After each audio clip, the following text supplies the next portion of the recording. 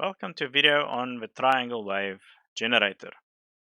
So, in this video we will be looking at the working principle of a triangle wave generator, do some derivations, have an analysis problem, and then some simulations. So, the working principle is we have a non-inverting bistable circuit. So, with various positive and negative inputs from the integrator used before this bistable, it will generate a square wave. Okay, so this square wave becomes the input into our integrator. An integrator will take our block wave and integrate over time, producing a positive and a negative slope, thus converting our square waves into triangles. Right, so the output for triangles will be at V1 and the output for square waves will be at V2.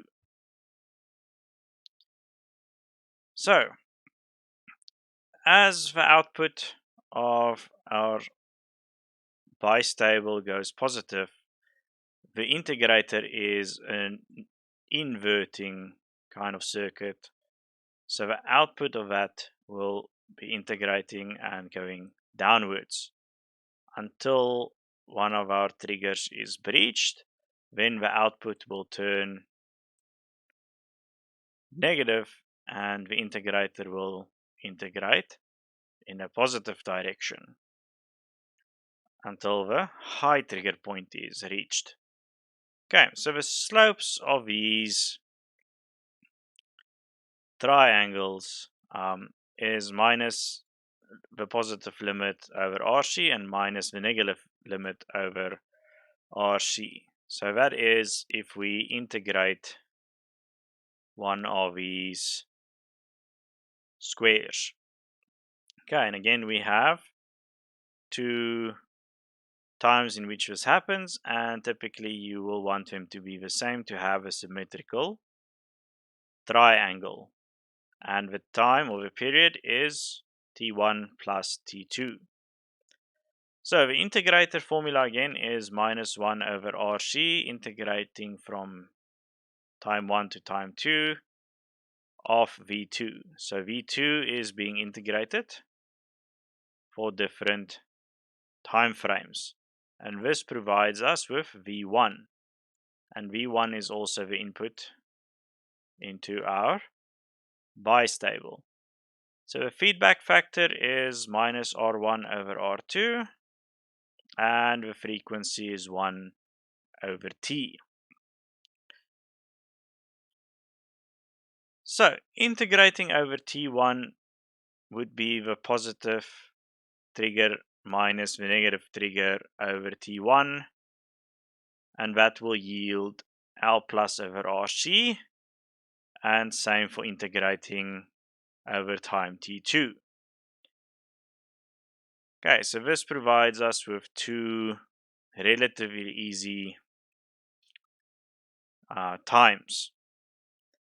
Okay, now if we choose our limits to be the same, so if L plus is equal to minus L minus, T1 and T2 will be the same, minus 2 times beta RC minus 2 times beta RC.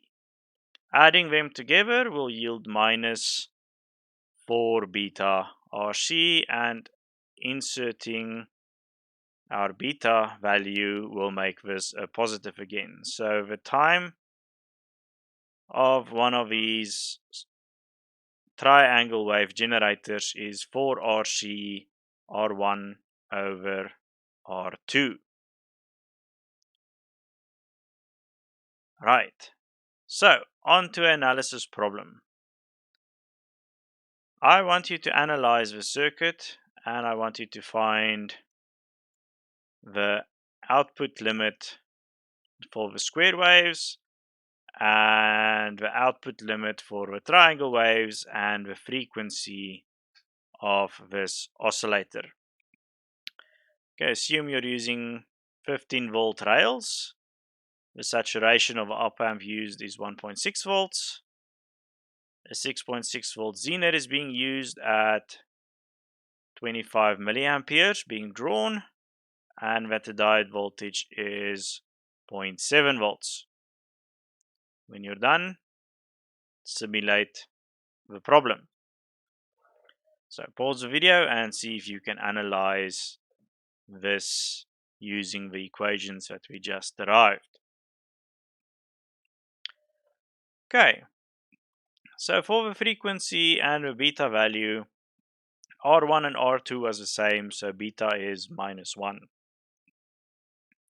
Okay, the period is 4 times RC R1 over R2, making our frequency 9.26 kilohertz.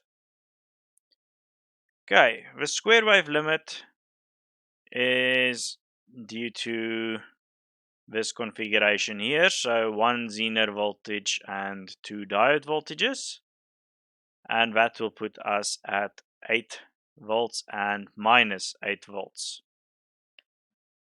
Now the triangle wave limit is VTH and VT low.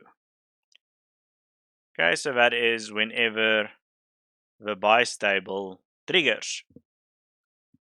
So beta times L plus is 8 volts and beta times L plus is -8 volts. So this yields the same levels for our triangle wave as our square waves. And this is a result of choosing R1 equal to R2. So we can have a lower output for our triangle waves if we choose different R1 and R2 values. Okay, but ideally you would want the two to be or have the same kind of amplitude. So choosing these two resistors the same will yield an output of the same magnitude. So let's go over to the simulation and see what's happening there. So I built my simulation using 8744 op amps and a 6.2 volt Zener, and I limited using a 220 ohm resistor here. And let's run the simulation. This thing is working within the parameters that I set in the problem. So let's run this and see. Here at V2, our output limits is from 8 volts to -8 volts. And here at the triangle wave, to have a little bit of a noise spike, which you can filter out some low pass filtering, sorry. But the output is also ±8 volts. So let's have a look at the FFT of this. Just change our stop time, make it a bit higher, making our results a little bit more accurate.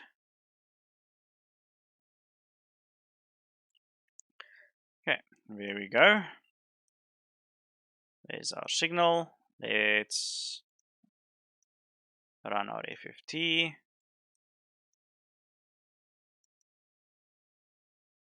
And here you can see the blue being the square wave, so a lot of harmonics, and the green, our triangle wave, with a little bit of less harmonics.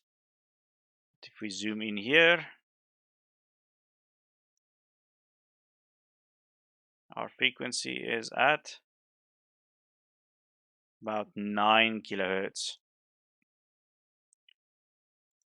Okay, so the frequency do change due to some parasitics, and I did add a low pass filtering resistor here so this integrator works better. basically adding a 0 so that nothing becomes unstable. Okay, and that is our triangle wave generator. Thank you for watching.